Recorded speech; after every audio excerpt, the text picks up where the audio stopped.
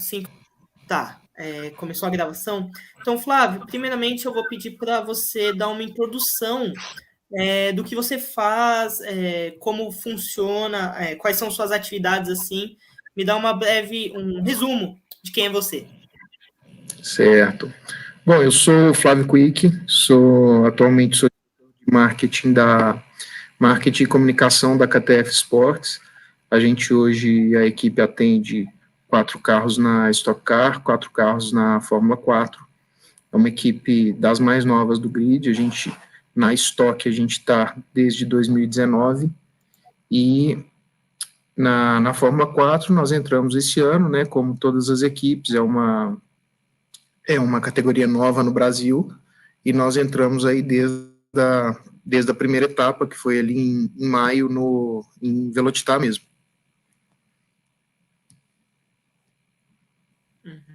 Bacana. E, Flávio, você como o diretor de comunicação de marketing, tem sido o trabalho de divulgação da Fórmula 4 brasileira, né?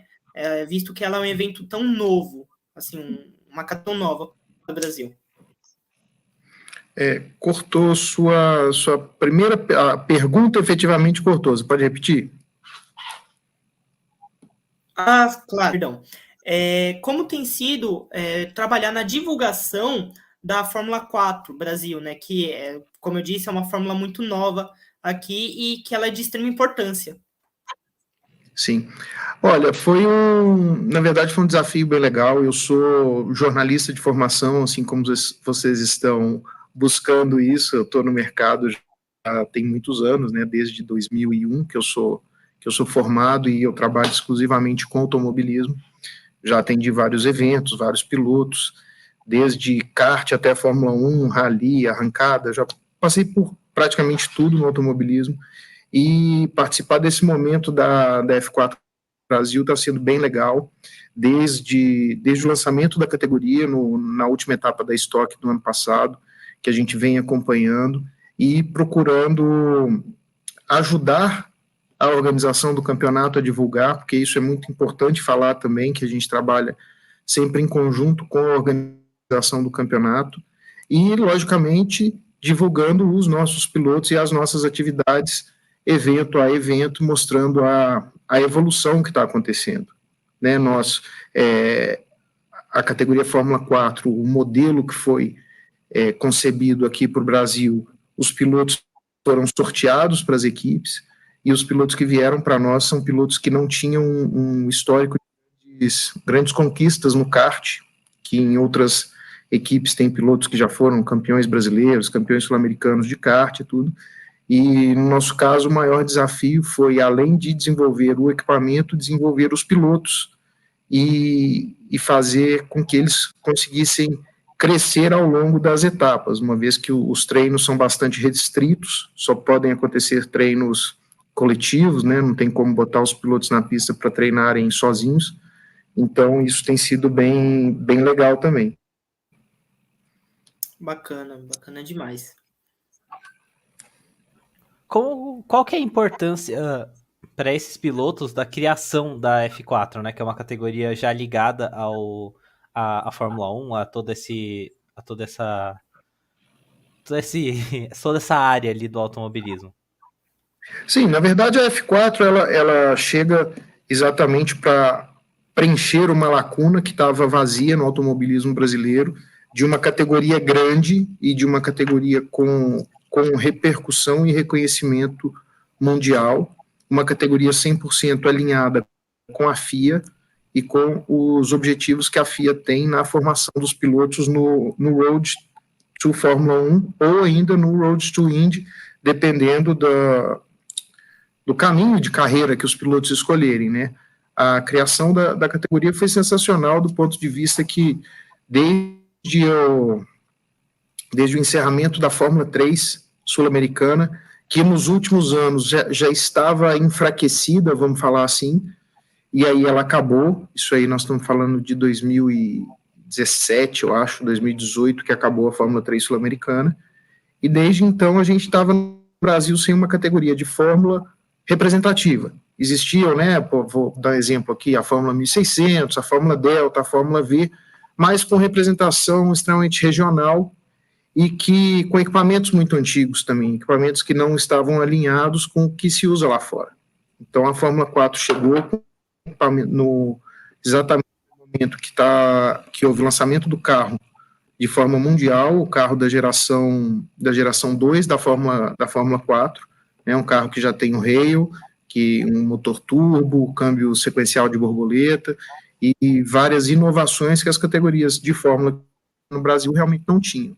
Então, hoje a gente pode falar que os pilotos que participam da Fórmula 4 Brasil, que pretendem seguir carreira, que pretendem ir para o exterior, eles já vão chegar 100% preparados e com conhecimento pleno do equipamento que eles vão encontrar lá fora. Legal. Legal, muito legal mesmo. Flávio, como é que vocês conseguem administrar, né? Porque é uma equipe na F4, é uma equipe na Stock.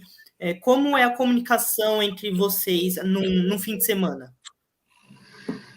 Olha, a gente procura trabalhar de uma forma bastante distinta com os times, né? Vamos falar assim, os times da Stock Car e os times da Fórmula 4, do ponto de vista técnico e operacional, são completamente distintos. Você tem uma equipe de engenheiros, mecânicos e pessoal de logística que cuida da Stock Car e outra equipe que cuida da Fórmula 4. E, fora isso, também existe a parte de profissionais que atendem, aí sim, especificamente, não especificamente, mas de forma conjunta, que atendem as duas categorias, que são os profissionais de comunicação, os profissionais da nossa área. Então, eu, por exemplo, atendo as duas categorias, a gente tem uns fotógrafos que atendem as duas categorias também. Logicamente, como elas não estão na pista no mesmo momento, isso é possível, e o nosso pessoal de mídias sociais e geração de conteúdo, que também consegue atender de uma forma unificada os mesmos profissionais atendendo as duas categorias.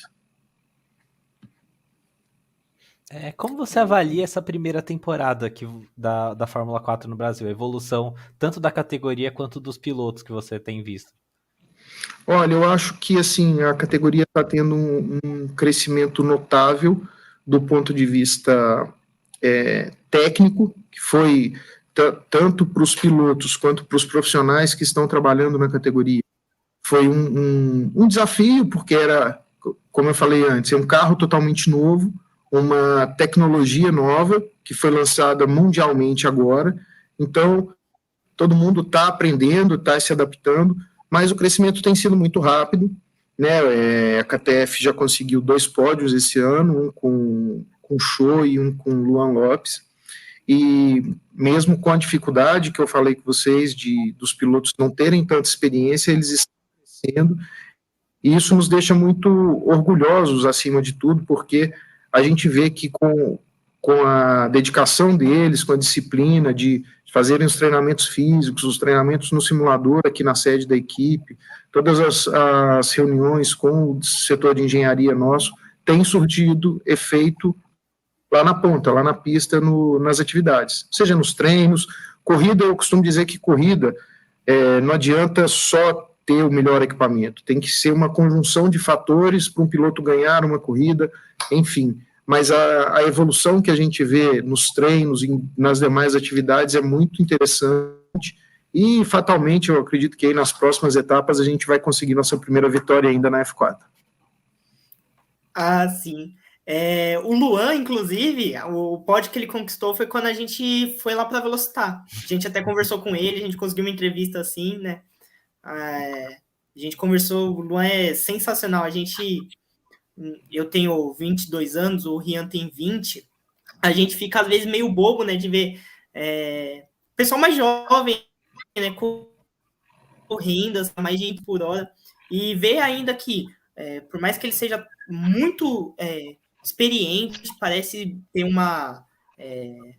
ser uma outra pessoa, ele ainda é um menino, né? Que ele tava falando que em dias de corrida, assim, semana de corrida, a mãe dele acaba puxando um pouquinho o pé, puxando a orelha dele, falando que ele tem que se concentrar na escola e na corrida, né? Mas, Flávio, falando da F4 como um modelo novo, outro modelo também que surge é de transmissão. né, a Fórmula 4 ela é transmitida via streaming. Como você vê essa evolução, assim, essa divulgação por streamer em vez da TV aberta, como é de costume para os brasileiros? A F4, além do streaming, ela está passando também no Band Esportes, mas eu enxergo esta evolução do streaming como alguma coisa natural, que já vinha acontecendo há algum tempo, e a pandemia acabou acelerando muito as tecnologias e a forma com que o streaming era feito. Eu arrisco a dizer que num período pré-pandemia, bem próximo ali à pandemia, a gente já tinha uma qualidade boa das transmissões, que ainda às vezes pecava um pouquinho por conta de conexão e tudo, e as coisas caminharam de uma forma muito rápida nesses últimos 2 anos aí, para a qualidade técnica das transmissões. E eu acho que o streaming, além de tudo, ele te proporciona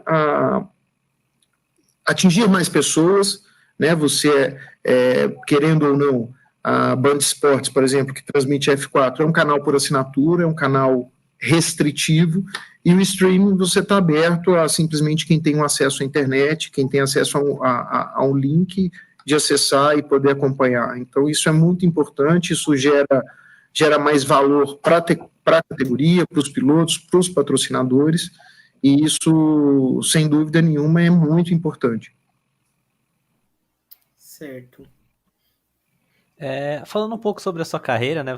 Você tem ampla experiência em coberturas de automobilismo. Como é o dia a dia de uma cobertura da Fórmula 1, por exemplo, que é uma categoria gigante com várias, onde o mundo inteiro está de olho ali naquele momento? Olha, na verdade, quando a maioria das pessoas, ou se não a totalidade delas que trabalha com cobertura de esportes em geral, são apaixonados. E comigo não é diferente. Eu quando eu entrei para a faculdade de jornalismo, eu já sabia que eu queria mexer com automobilismo, com o jornalismo esportivo ligado ao automobilismo. Então, para mim foi uma coisa natural, e eu costumo dizer que a maior dificuldade que um jornalista tem para fazer a cobertura desses grandes eventos é acesso, é você ter condição de se credenciar e de você estar em determinado evento para fazer essa cobertura. Essa é a primeira grande dificuldade. Uma vez que você já está lá fazendo essa cobertura, aí as dificuldades que você encontra são as que você encontraria num evento, em qualquer grande evento, tá? Que não seja nem esportivo. Você vai cobrir um show de um artista famoso que veio aqui no Brasil, alguém que vai fazer uma cobertura de um Rock in Rio, por exemplo, que acabou de acontecer.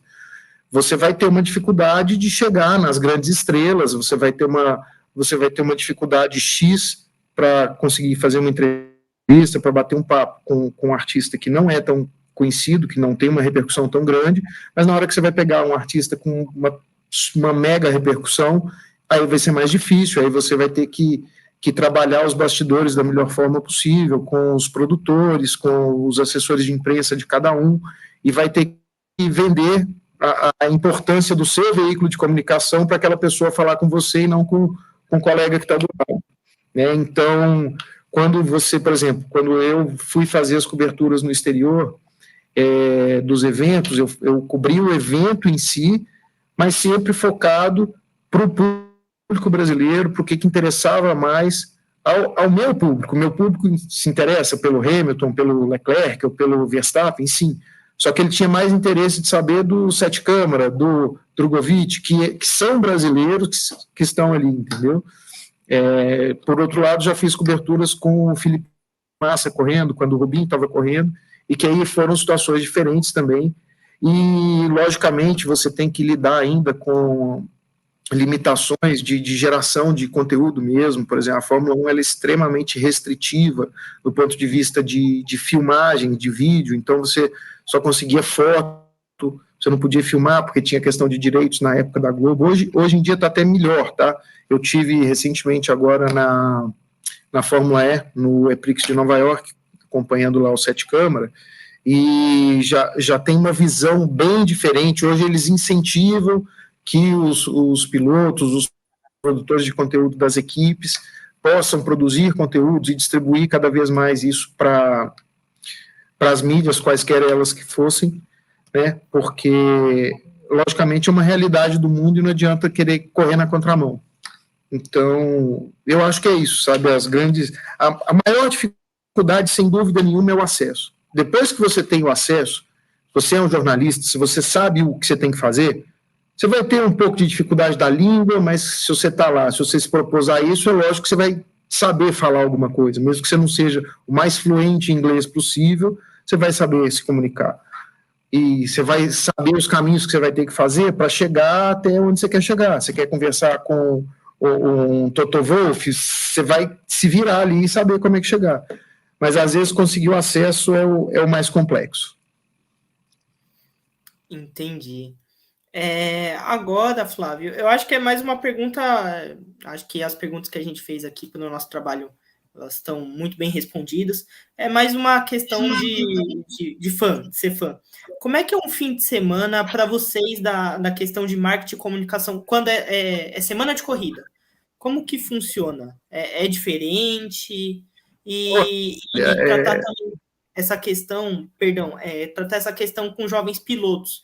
É diferente vocês também tratarem eles? Olha, a gente, aqui na KTF, eu não vou poder te falar nem de outras equipes que eu não participo, mas aqui na KTF a gente procura fazer um trabalho de forma perene. A gente não foca muito o trabalho para a semana de corrida. Aliás, para ser muito sincero, a semana de corrida, antes de chegar na pista, a gente deixa os pilotos muito à vontade, até num momento assim de relax mesmo, mas a gente força muito a preparação deles durante o período entre as corridas. Então a gente teve, por exemplo, a etapa do Velocitar no começo de setembro, a nossa próxima etapa vai ser Goiânia em meados de outubro, né, segunda quinzena de outubro. Então nós vamos ter um período muito grande aí. O desafio é como manter esses pilotos focados num calendário que dá esses intervalos muito grandes. Então, a gente sempre procura tê-los aqui pelo menos uma vez por semana, trabalhando com a equipe, trabalhando com o simulador, trabalhando com o preparador físico. A gente faz sempre reuniões com eles, analisando as corridas anteriores. Então, são coisas... acima de tudo, são seres humanos. E para a gente manter... São seres humanos em formação. São jovens, são adolescentes. Então, a gente precisa mantê-los motivados e interessados fora do momento de corrida. A semana de corrida, aí falando mais do ponto de vista da equipe, ela é simplesmente a coroação de um trabalho que acontece no dia a dia da empresa. Isso aqui é uma empresa que tem vários processos, tem vários profissionais, e a preparação de um carro para a corrida anterior, ele começa na hora que o carro chega no box na última corrida, que é onde o chefe de mecânica vai fazer a avaliação de todas as peças que porventura tenham quebrado, todas as peças que tenham se danificado, a equipe de engenharia vai sentar com os pilotos para fazer um debrief de tudo que aconteceu, um pós-racing bem feito, e aí você vai construindo essa próxima etapa do momento da bandeira de chegada da última etapa. Então você vai fazendo isso, e na semana de corrida aqui tem o carregamento das carretas, né? Você prepara literalmente é um circo, que às vezes o pessoal vê assim, os carros na pista, não imagina a parafernália que todas as equipes, vocês foram lá no Velocitar, vocês viram, a parafernália que cada equipe tem que levar para colocar aquilo de pé, para fazer tudo acontecer da melhor forma possível. Então, pelo menos na KTF, a semana de corrida para a gente, ela é a semana talvez mais tranquila. Tanto que eu estou indo para uma etapa desse Stock Car amanhã, estou aqui, a gente trocou e-mail ontem, eu falei, não, amanhã está ótimo para tarde, porque tudo que tinha que ser feito já foi feito. Agora nós estamos aqui, se eu virar aqui a câmera para vocês, o meu andar aqui está vazio. Ó. E ninguém aqui. Todo mundo que tinha que vir aqui hoje já veio, já foi embora, os mecânicos estão chegando lá de van, as carretas, então assim, vai muito do planejamento e da estruturação de trabalho versus tempo. Você vai construindo tudo que você tem que fazer de uma forma de trás para frente até o dia da corrida. Nossa, muito legal mesmo. Eu estava até conversando ontem com um colega de sala mesmo, que eu estava pensando, eu quero fazer jornalismo com base no esporte, né, esportivo, mas eu estava pensando em fazer relacionado, né, sendo especialista em automobilismo, né, e é muito bom, é muito legal ver, assim, uma pessoa da área comentando sobre. Cara, mercado tem para todo mundo que tem interesse de se especializar, que tem interesse de fazer coisas novas. Eu vou falar da minha experiência pessoal. Eu hoje vivo um jornalismo que não foi o jornalismo que eu estudei há 20 anos atrás. Entendeu? O jornalismo que eu estudei há 20 anos atrás, ele simplesmente não existe mais. Então você tem sempre que se empenhar, se atualizar, estudar, acompanhar as evoluções tecnológicas que a cada vez são mais rápidas. Então, eu acho que esse é o principal. Se eu posso dar uma dica para vocês, é essa, entendeu? Tem espaço, tem mercado, é um mercado restrito, é difícil de entrar? Não é fácil, tá? Tem panelinha? Tem, como em todo o esporte vai ter, como toda área vai ter, mas tem espaço. Se você for competente, se você quiser fazer, você vai conseguir chegar lá. Beleza. Muito obrigado pelos toques. Nada, é isso, cara. Estamos aí, espero que as respostas possam ajudar vocês aí no trabalho de vocês. E quando vocês tiverem um tempo, se vocês quiserem vir conhecer aqui a sede da KTF, estão convidadíssimos. Tem meu WhatsApp aí, a gente combina, e vocês podem vir aqui, com certeza. Beleza, então. Eu acho que foi isso, Flávio. Muito obrigado novamente por ter aceitado o convite. Assim que ficar pronto, eu te mando o trabalho. A ideia é que a gente tenha fazer um site, né? Fazer com podcasts, com documentário, inclusive, né? Vai ser um trabalho muito legal. Beleza. Obrigado, gente. Valeu mesmo. Obrigadão. Aí, na hora de estruturar, se surgir mais alguma dúvida, manda ali no WhatsApp que eu procuro responder rapidinho para vocês. Pode deixar, hein? Obrigadão. Muito obrigado. Valeu. Abraço, gente. Até mais. Valeu.